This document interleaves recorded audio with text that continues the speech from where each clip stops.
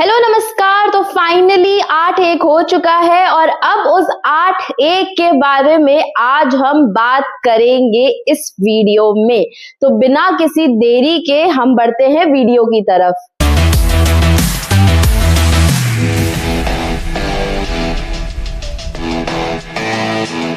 आज शिवरात्रि के दिन पे दिखा है तांडव। बात तो सही है भाई, 8-1 की बारी थी, 8-1 हो गया। पता तो हम लोग को वैसे भी था, लेकिन करके दिखाया है बहुत बेहतरीन तरीके से टीम इंडिया ने आज कोलंबो में 61 रन से ये मैच जीता है आज इंडिया ने पाकिस्तान के खिलाफ। लग तो रहा था कि पाकिस्तान एक कांटे की टक्कर देगी, लेकिन दूर दूर तक कांटा भी नहीं दिखा, टक्कर तो रहने ही दीजिए। अब बात करते हैं सीधा उस मुद्दे पे जहां पे सबने कयास लगाया था कि बारिश होगी बारिश होगी बारिश होगी। बारिश हुई है, बिल्कुल बारिश हुई है, लेकिन ईशान किशन की इनिंग्स की क्या तो इनिंग्स खेली है भाई। ऐसा लग रहा था सर पे कफन बांधकर आया है और मौत का पर्चा लेकर आया है पाकिस्तान का। किसी बॉलर को टिकने ही नहीं दिया पाकिस्तान के। जो बॉलर आए उसकी बॉल पे, चाहे वो छक्का हो चाहे वो चौका हो चाहे रनिंग बिटवीन द विकेट्स हो, ईशान किशन ने बहुत ही बढ़िया पारी खेली है। सही नाम दिया गया उनको, पॉकेट डायनामाइट, छोटा पैकेट बड़ा धमाका। आज उन्होंने वो चीज बता दी है कि अभी तक मैं शांत था, पर अब मैं वो शांत ईशान किशन नहीं हूं। अब मैं जब भी आऊंगा एक बढ़िया और जोरदार इनिंग के साथ ही वापस जाऊंगा। 77 होने के बाद भी अगर कोई अपने आप को कोसता हुआ आपको ग्राउंड में दिख जाए तो आप समझ जाइएगा वो ईशान किशन ही है, क्योंकि जहां पे टीम का पहला मेन बैट्समैन अभिषेक शर्मा 0 पे आउट हो गए, वहां ईशान किशन 77 रन बना के भी खुश नहीं थे। उनका बस चलता और वो एक गलत शॉट नहीं खेलते तो मुझे लगता है कि 150 तो आसानी से ईशान किशन कर ही लेते, मतलब उनका 100 हो जाता और बाकी सामने वाले भी कंट्रीब्यूट करते। ऐसे नहीं बोलेंगे यार, माना एक इंसान 0 पे आउट हो गया, बेचारा थोड़ा बीमार है, नहीं आ पाई एनर्जी, कोई बात नहीं। वैसे भी सलमान अली आगा तो आए थे सिर्फ अभिषेक शर्मा का सिलेबस लेकर कि उनको किस तरीके से आउट करना है। इसलिए जब हमने स्टार्ट्स भी देखा था तो सैम आयूब के सामने सिर्फ बैट्समैन लिख कर आया था, लेकिन सलमान अली आगा के सामने स्पिनर्स लिख कर आया था। मतलब ये तो किसी ने सोचा ही नहीं था कि आज सलमान अली आगा बॉलिंग करवाएंगे, वो भी ओपन करेंगे, और उन्होंने ओपन किया। और चलिए उसमें उन्होंने अभिषेक शर्मा को आउट कर दिया। बहुत ज्यादा खुश हो गई थी पाकिस्तान टीम। उसी समय उन्होंने को लग गया था कि भाई ये मैच तो हमने जीत लिया है।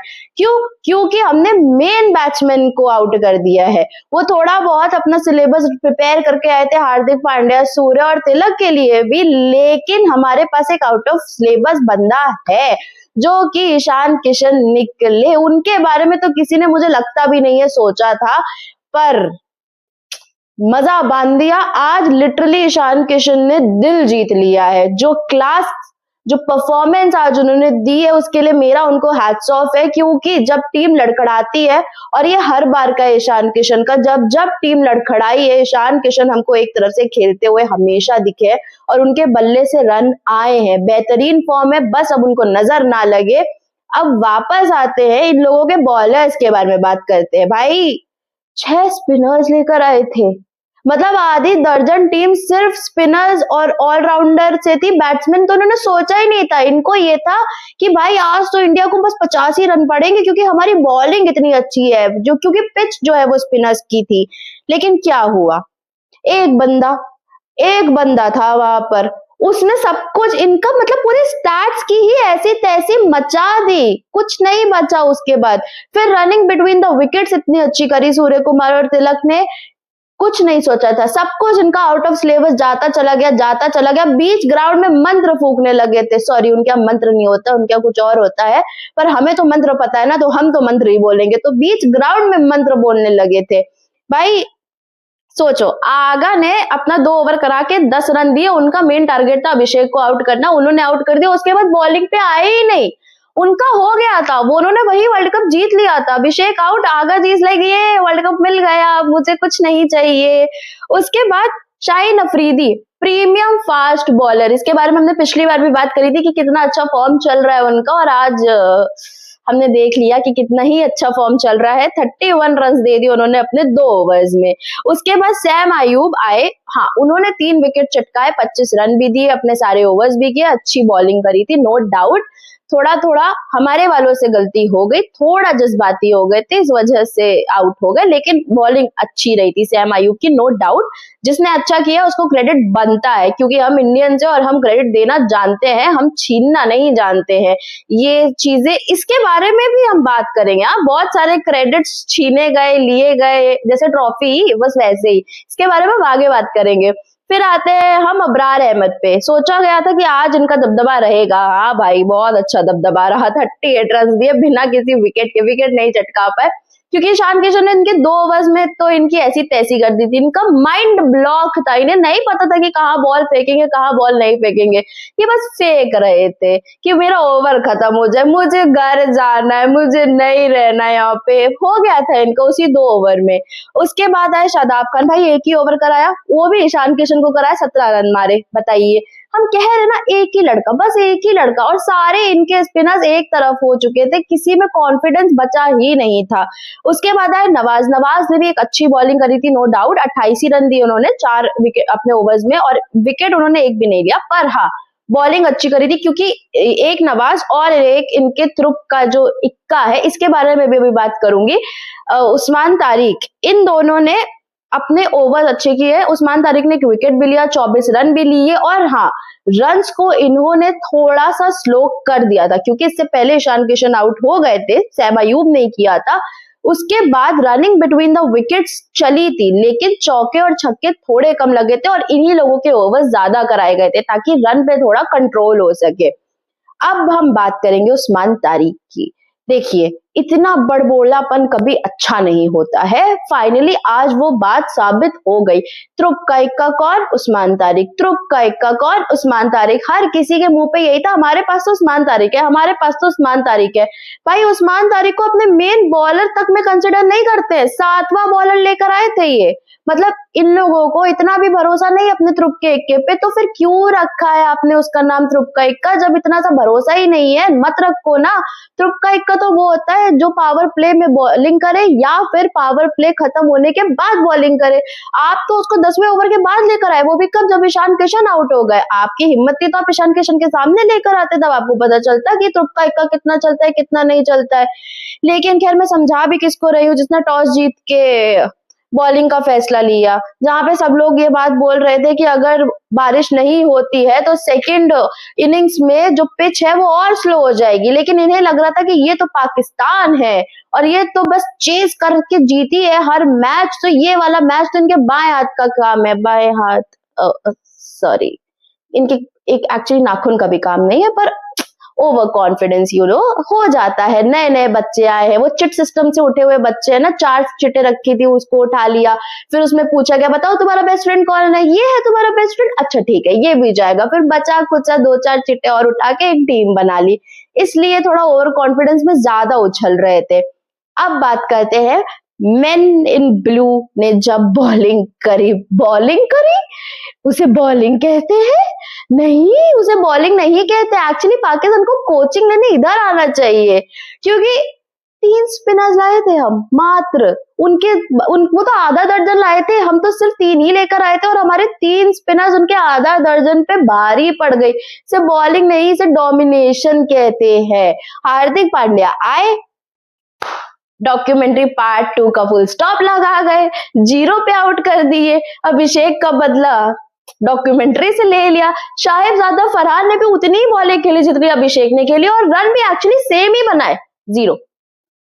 इतना कॉपी, 1 रन बना देते। नहीं बना पाए, क्योंकि सामने हार्दिक पांड्या थे, और जब हार्दिक पांड्या डक पे आउट हो गए तो आप भी समझ सकते हैं कि हार्दिक पांड्या कितनी खुन्नस ले चुके होंगे अपने दिल में कि आओ अब बताता हूँ। और उनको थमाई गई बॉल और उन्होंने कर दिया डॉक्यूमेंट्री का दी एंड। अब किस पे बनाएंगे डॉक्यूमेंट्री? ये कैसे आएगा घर में राशन इनके? नहीं आ पाएगा ना, क्योंकि बुमराह को तो बॉलिंग दी नहीं। बुमराह को भी दे देते ना तो नेक्स्ट ओवर बुमराह का ही था, क्या हुआ, 2 विकेट आ गए। हमने 2 ओवर्स में इनके 3 विकेट ले लिया, जिसमें इनके कैप्टन का भी विकेट था। अयूब ने बुमराह को छक्का मारा। ओह सॉरी, नेक्स्ट डॉक्यूमेंट्री शायद अयूब की आ सकती है। भाई एक छक्का तो उसने भी मार दिया ना, शायद ज्यादा फरहान से पूछा होगा कैसे मारते हैं, वैसे ही बस मार दिया और अगली बॉल में आउट। मजा ही आ गई, अगली बॉल में आउट। मैंने कहा था अगर बुमराह के सामने भी ये होते तो ये आउट ही होते इस बार भी। उसके बाद कौन, कैप्टन सलमान अली आगा। आगा जी 15 का मैच चाहिए था, आगा जी क्या हुआ, कोई बात नहीं। आगा जी ने कहा 15 का मैच चाहिए, रुको मैं विकेट देता हूँ अपनी, और आगा जी ने 15 का मैच हमें दे दिया अपनी विकेट देकर। फिर सबको हाई लेवल कॉन्फिडेंस था कि भाई आज तो बाबर ही चलेंगे, आज बाबर अकेले दम पे 176 तो बना ही देंगे, कोई बाबर को आज टक्कर ही नहीं दे पाएगा। और कुछ लोग तो ऐसे भी थे पाकिस्तान में जिन्होंने बोला था कि बाबर की अगर स्ट्राइक रेट अच्छी होगी, वो भी कितनी अच्छी, 120 की स्ट्राइक रेट, और अगर वो अकेले दम पे एक अच्छी इनिंग खेल के जाएंगे तो कुछ लोग अपना रिटायरमेंट वापस ले रहे थे। वहां पे खाना पीना बंटवाया जा रहा था इस जीत पे कि बाबर अगर चलेंगे तो ये करेंगे। लेकिन क्या हुआ, अक्षर पटेल आए वाइस कैप्टन और उन्होंने भी विकेट ले लिया। चल ही नहीं पाए, नहीं चल पाए बाबर। अब ना रिटायरमेंट वापस लिया जाएगा, ना खाना पीना दिया जाएगा। अब उस्मान खान जो थे, हाँ वो अच्छा खेल रहे थे, 44 रन उन्होंने कर दिए थे। फिर उनके अंदर थोड़ा सा ऐसा हाई लेवल कॉन्फिडेंस आ गया कि मैं यहाँ का डॉन हूँ। फिर डॉन आउट हो गए, क्योंकि डॉन को भी गोली लगती है, डॉन भी मरता है। डॉन कोई अमृत बूटी थोड़ी खाकर आए कि मरेगा नहीं। हो गए आउट बहुत आसानी से, बहुत प्यार से ईशान किशन ने उनको बाय टाटा कर दिया, बहुत प्यार से। उसके बाद हमारे पास है शादाब खान और नवाज। विकेट तो गिर रहे थे, शादाब खान से उम्मीद भी बहुत थी क्योंकि शादाब खान ने परफॉर्म किया हुआ था पहले, बॉलिंग में भी किया था, बैटिंग में भी किया था। इंडिया में नहीं, पहले वाले मैचेस में आयरलैंड वगैरह के सामने, यूएसए के सामने, तो उम्मीद थी कि हाँ भाई हो जाएगा हो जाएगा। लेकिन क्या हुआ, नहीं हुआ। भाई हमारे पास वरुण चक्रवर्ती है, कुलदीप है, उनके खाते में भी तो विकेट चाहिए थे ना। वैसे भी हमारे मेन स्पिनर है, उनके खाते में हम विकेट ना दे अच्छा लगेगा, तो इस वजह से इनके भी विकेट हो गए। फिर हम फाइनली अपने आखिरी ओवर पे आते हैं भाई, हार्दिक पांड्या के। कैच छूटा तिलक वर्मा से, हार्दिक पांड्या को आया गुस्सा, उन्होंने कहा कोई नहीं ले रहा, ना ये कैच ले रहा है ना वो कैच ले रहा है, मैं बोल्ड ही कर देता हूँ। बोल्ड करके अपना काम खत्म। उन्होंने कहा चलो घर चलते, थक गया हूँ बहुत ज्यादा। भाई आज जो मजे बांधे हैं ना बॉलर्स ने, जो मजे बांधे हैं, आज एक्चुअली दिखाया है कि बॉलिंग क्या होती है और बैटिंग क्या होती है। ये था टीम इंडिया का ए क्लास परफॉर्मेंस। हाँ इसमें 2 लोगों से जिनसे हमें उम्मीद थी, बीट पांड्या बीट अभिषेक, वो नहीं उतना कमाल दिखा पाए, लेकिन अगर सोचिए उनके बल्ले से भी रन चले जाते तो ये 175 से भी अबव हो सकता था। वैसे अभी तक का ये सबसे हाईएस्ट टोटल है इंडिया वर्सेस पाकिस्तान का, 175, जो पाकिस्तान के चेस करने की बस की बात थी नहीं, लेकिन स्टिल ये हाईएस्ट टोटल है। और वो तब जब अभिषेक और हार्दिक पांड्या नहीं चले हैं, ये बहुत बड़ी बात है उनके लिए। हमारे लिए तो नॉर्मल है क्योंकि अभिषेक आजकल बीमारी के चक्कर में आउट हो रहे, तो हम लेकर बैठ चुके हैं, और पांड्या भी पहले वाले मैच में जल्दी आउट हो गए थे, तो हमारे लिए नॉर्मल बात है क्योंकि हमारे सारे प्लेयर्स एक जैसे, उनके तरह नहीं कि एक ही प्लेयर की तैयारी करके आए, ऐसा नहीं होता है। हम सबको बराबर ही समझते हैं, चिट सिस्टम नहीं चलता है यहाँ पे। लेकिन हाँ मैं रिंकू सिंह की भी तारीफ करूंगी, रिंकू सिंह ने बढ़िया बढ़िया बैटिंग करी, 4 ही बॉल्स उन्होंने खेली लेकिन 11 रन, वो बहुत महत्वपूर्ण 11 रन थे जो रिंकू सिंह ने बनाए। शिवम दुबे ने 17 बॉल पे 27 रन बनाए। Everybody batted so good, everybody bowled so good, मतलब कहीं से भी आप आज के मैच में कमी नहीं निकाल सकते, इतनी बढ़िया बात है। चलिए ये तो बात हुई मैच की। फाइनली 8-1 जो बात थी वो बात हो गई। शिवरात्रि पे हमें बढ़िया गिफ्ट मिला है, टीम इंडिया की विन और पाकिस्तान की हार। हमें पता था, लेकिन 61 रन से और इतनी प्यारी हार की, ऑल आउट 114 पे, ये तो सोने पे सुहागा वाली बात थी। लेकिन अब बात करते कुछ वहां के लोगों के बारे में जो आज के मैच से कुछ घंटे पहले तक बहुत ज्यादा बंदर की तरह उछल रहे थे, मतलब एकदम बंदर बन गए थे और मदारी पता नहीं कौन था। वैसे मुझे लगता है कि इस मैच को ना उन्हें बॉयकॉट ही कर देना चाहिए, कम से कम इतनी बुरी हार तो नहीं होती। अब उन्हें लाइमलाइट मिल रही है, देखिए लाइमलाइट के लिए बाइकॉट किया था, लाइमलाइट के लिए खेलना शुरू किया था और अभी भी लाइमलाइट मिल रही है। पर लाइमलाइट कैसी मिल रही है अब, क्योंकि वही के कुछ लोग हैं जो बोलना शुरू कर दिए कि हमारे कैप्टन को चेंज कर दो, ये कैप्टन अच्छा नहीं है। नहीं समझे, मैं बताती हूँ, अब थोड़ा सा हिंट दूंगी, आप कैच कीजिएगा कि मैं किसके बारे में बात कर रही हूँ जिसने बड़े बड़े पोस्टर्स लगा लिए कि चेंज द कैप्टन। 15 का मैच चाहिए आगा जी, 15 का मैच चाहिए। इन्हें बताइए कि कैसे जीता जाता है। इंडिया को धूल चटाइए आगा जी, इंडिया को धूल चटाइए। अब समझे, जब इनको लग रहा था कि इंडिया हार जाएगा वो भी इनके सामने, तो बहुत उछल रहे थे, बोल रहे थे कि एक काम कीजिएगा, आईसीसी गया तेल लेने, आप तो जाइएगा और अपनी विनिंग को ऑलरेडी कंसिडर कर चुके थे ये कि भाई पाकिस्तान जीत रहा है और आगा जी जाएंगे और बोलेंगे कि हम अपनी मिलिट्री को ये विनिंग कंट्रीब्यूट करते हैं, ये विनिंग हमारी मिलिट्री के लिए है। मतलब आप समझ रहे हैं, इतना ज्यादा कॉन्फिडेंट थे ये कि भाई इंडिया तो कहीं स्टैंड नहीं करती। अब क्या हुआ, मिल गया 15 का मैच या नया कैप्टन चाहिए? अब डिसाइड करो, आगा जी से कोई नया मैच मांगोगे या फिर आगा जी को चेंज करने के लिए बोलोगे पीसीबी को? एक्चुअली पीसीबी को थोड़ी बोलोगे तुम तो ट्रॉफी चोर को बोलोगे। तो डिसाइड करना, हाँ आराम से, बहुत टाइम है अभी डिसाइड करने के लिए। फिर आते हैं एक और यूट्यूबर पे, वो ना लाइव पे आके ऐसा केक वेक बनाकर लाए थे, ऑलरेडी गेम चल रहा है और केक बनाकर लाए, पाकिस्तान बीट्स इंडिया, और आज की डेट लिखी थी 15 फरवरी 2026।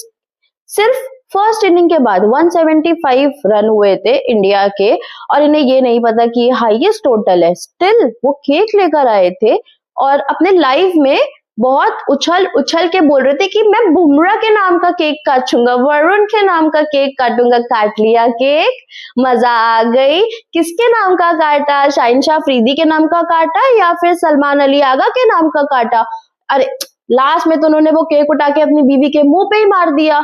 ऐसे थोड़ी करते हैं, ये संस्कार थोड़ी है। ओह, आपको संस्कार की बात भी मैं कैसे बोल सकती हूँ, क्योंकि 15 का मैच तो आपके आगा जी हार चुके हैं। आपसे ये डाइजेस्ट हुआ ही नहीं है कि आपके आगा जी 15 का मैच हार चुके हैं। चलता आ रहा है ना यार इतने टाइम से, अब तो आदत हो जानी चाहिए थी। अब क्यों चिड़चिड़ कर रहे हो? अब तो जख्म हो चुका है ऑलरेडी, वो तो बार बार कुरता रहता है। आदत डाल लो, ये हर बार का है, नहीं जीतोगे। हमारे कैप्टन ने बहुत अच्छे से बोला था, खत्म, there is no rivalry between India and Pakistan, because India बहुत आगे है और वहां तक पहुंचने के लिए बहुत मेहनत करनी पड़ेगी, क्योंकि क्वांटिटी और क्वालिटी में बहुत डिफरेंस होता है और आपके पास क्वांटिटी है पर क्वालिटी नहीं है। हाँ, कुछ आपके ही पुराने प्लेइंग 11 के जो प्लेयर्स थे वो आके ट्वीट कर दिए बीच मैच में। ट्वीट बताती हूँ मैं आपको कि Sam Ayub is already the man of the tournament. मैं नाम ही लेके बोलती हूँ, मैं बात कर रही हूँ शाहिद अफरीदी की। उन्होंने ट्वीट किया है कि आयूब ऑलरेडी है man of the tournament. 6 run पे मैन ऑफ द टूर्नामेंट होता है, मुझे तो पता ही नहीं था, क्योंकि 6 रन के बाद तो आउट हो गया। हमारा मैन ऑफ द टूर्नामेंट तो ईशान किशन बना है। कहाँ से Sam Ayub man of the tournament? इतना ज्यादा ओवर कॉन्फिडेंट अच्छा नहीं होता। और ऐसे प्लेयर्स जो बहुत नामी प्लेयर है, ये कोई छोटे मोटे प्लेयर नहीं है मोहम्मद आमिर की तरह, ये बड़े प्लेयर है। ये अगर इस तरीके का ट्वीट करे तो मुझे नहीं लगता है कि ये सही है उनके खुद की इमेज के लिए। तो ये नहीं करना चाहिए। ओवर कॉन्फिडेंस अपनी जगह होता है और कॉन्फिडेंस अपनी जगह होता है, और पाकिस्तान की हमेशा से गलती रही है कि वो ओवर कॉन्फिडेंस हो जाते हैं और इस तरीके की हरकतें कर देते हैं। पता है ये मैच कहाँ हारे? जब इंडिया ने 175 बना दिया। इन्हें ये उम्मीद नहीं थी कि इस पिच पर इंडिया 175 बना देगी। जब इंडिया ने 175 बना दिया और ये अपने रूम में गए, वहीं पे ये मैच हार चुके थे। इनके दिमाग में ये हो चुका था कि नहीं हो पाएगा चेस, क्योंकि पिच सेकंड में कैसी होती है कि उन्हें बेटर पता है। भाई उन्होंने अपने मुंह से जो मांगा था श्रीलंका को वेन्यू, खुद के मुंह से मांगे हुए वेन्यू पे हार। अलग ही लगती होगी ना, हमें नहीं जाननी, अपने तक रखना, हमको रहने दो, हम जीत के खुश है, हम आए, हमने खेला, हम जीते, अब हम वापस जा रहे हैं, तुम वहीं रुको। ये एक्सपीरियंस मत शेयर करना, अपने पास रखो, हमें नजर मत लगाना, दुआएं पढ़ो, दुआएं होती है ना, दुआएं पढ़ो, हम मंत्र में खुश है। एपिक बताती हूँ, इतने सारे लोग वहां पे अपना सर पटक पटक के रोए हैं, जो बड़े बड़े यूट्यूबर्स है पाकिस्तान के, वो जो आए थे देखने मैच वहां पे, अगर आपने देखा होगा किसी अच्छे अच्छे लोगों को, अभी रिसेंटली कंट्रोवर्सी में भी एक यूट्यूबर आए हैं, वो सब इतना ज्यादा अफसोस मना रहे थे कि हरा दिया, थोड़ा सा तो टक्कर दे देते, थोड़ा सा तो टक्कर दे देते, कहीं तो नेक टू नेक कर लेते, हमें जीतने के लिए, हमें खुश होने के लिए एक मौका तो दो। कैसे दे मौका जब चिट सिस्टम से उठती है तुम्हारी टीम? अच्छे से उठाओ ना टीम, तब तो मिलेगा मौका। हाँ, मौके से याद आया, तनवीर अहमद, थोड़े दिन पहले तनवीर अहमद, थोड़े दिन क्यों एक्चुअली, थोड़े समय पहले तनवीर अहमद क्या कह रहे थे कि अब तो पाकिस्तान की टीम इंडिया को बताएगी कि जीत कैसे होती है। तो आई गेस अब उन्हें पता चल गया होगा कि जीत कैसी होती है। लोगों के बारे में बोलने से पहले आप अपनी टीम को बोलिए, क्योंकि हाँ, आपने स्टेटमेंट तो बदल ही लिया है कि मुझे शर्म आती है इस टीम पर। क्यों थोड़ी देर पहले आपको शर्म नहीं आ रही थी अपनी टीम पर? अब फाइनली आपको अपनी टीम पे शर्म भी आने लगी। अभी आप हमारे एक्स क्रिकेटर्स को कोस रहे थे, उनके बारे में उल्टी सीधी बात कर रहे थे, हमारे अभी प्लेइंग 11 के बारे में बात कर रहे थे और उनको भी उल्टा सीधा बोल रहे थे।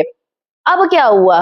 विराट कोहली के से ज्यादा आपके रन हैं। विराट कोहली कौन है आपके सामने? हरभजन सिंह को आपने उल्टा बोला, शायद आपको जवाब मिल गया। क्यों अब रोते हुए ये बोल रहे हैं कि मुझे शर्म आती है इस टीम पर? आपको तो सीना चौड़ करके बोलना चाहिए ना कि मुझे शर्म नहीं आती, जो भी है हमारी टीम है। लेकिन अब आप में हिम्मत नहीं होगी ये बोलने की, तो अगली बार अपने शब्दों पे थोड़ा लगाम लगाइएगा, क्योंकि उसकी आपको बहुत ज्यादा जरूरत है।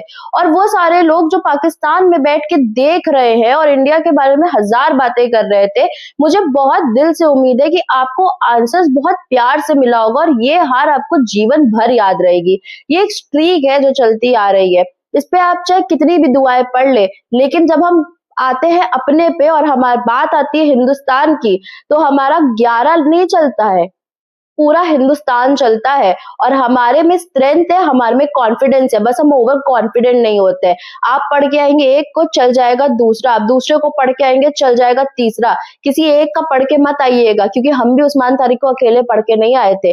वैसे उस्मान तारिक से याद आया, पूरे अब दुनिया को पता चल गया कि उस्मान तारिक को खेलना कैसे है। वो बैटर को देख के बॉलिंग करते हैं, पर आप बैटर को उन्हें देख के बॉलिंग करनी है। Pause, freeze. कुछ समझ में आया आज के गेम में? हर कोई फ्रीज हो चुका था, हर कोई पॉज हो चुका था जब तक उन्होंने बॉल नहीं डाली। तीसरी गेंद के बाद चौथी गेंद में वो एकदम हक्के बक्के रह गए थे कि उनका पासा उल्टा पड़ चुका है। जो वो कर रहे थे, अब वो टीम इंडिया उनके साथ कर रही है। आप हमें क्या पढ़ेंगे? हमने दुनिया को आपको पढ़वा दिया है। तो अब आप कोई मिस्ट्री बॉलर नहीं रह गए हैं, क्योंकि अब आप आउट ऑफ सिलेबस हो चुके हैं। एक लेकर आए थे, हमारे पास 11 है, और जो डगआउट में बैठे थे ना, अगर उनको भी फिर कभी चांस मिलेगा खेलने के लिए तो और भी है। भूलिए मत, इंडिया में बहुत टैलेंट है। तो आई होप आपको आज के मैच में बहुत मजा आया होगा, और मैंने भी बहुत ज्यादा एंजॉय किया। जाते जाते बस एक मैसेज है जो मैं देना चाहूंगी अपने पड़ोसी मुल्क को, और ये मेरे दिल से मैसेज है। मुझे कोई नफरत नहीं है आप लोगों से, बस मुझे प्रॉब्लम इस बात से है कि जब आप बड़बोलापन कर देते हैं जो आप पे शोभा नहीं देता। ट्रॉफी की बात रही, ट्रॉफी आप चुरा के लेके गए हैं, और हम ये डंके की चोट पे बोलते हैं। हाथ तो हमने आज भी नहीं मिलाया, क्योंकि लेवल होना चाहिए हाथ मिलाने का। लेवल आप पे है नहीं, पहले लेवल लेकर आइए, फिर हाथ भी मिलाएंगे। और ट्रॉफी में चाय पीजिएगा, क्योंकि शायद वो चाय आपको जहर की तरह लगेगी। अगली बार प्लेइंग 11 में चाहे कोई भी आए, किसी को भी कम मत आंकिएगा, क्योंकि पढ़ के आप एक को आएंगे, चल जाएगा दूसरा। तब तक अगर आपको ये मेरे व्यूज अच्छे लगे हो तो इस चैनल को लाइक, शेयर, सब्सक्राइब जरूर कीजिएगा। अपने व्यूज मुझे कमेंट्स में जरूर बताइएगा। अपना बहुत ज्यादा ख्याल रखिएगा, because you can not miss a single delivery. Until then, good bye.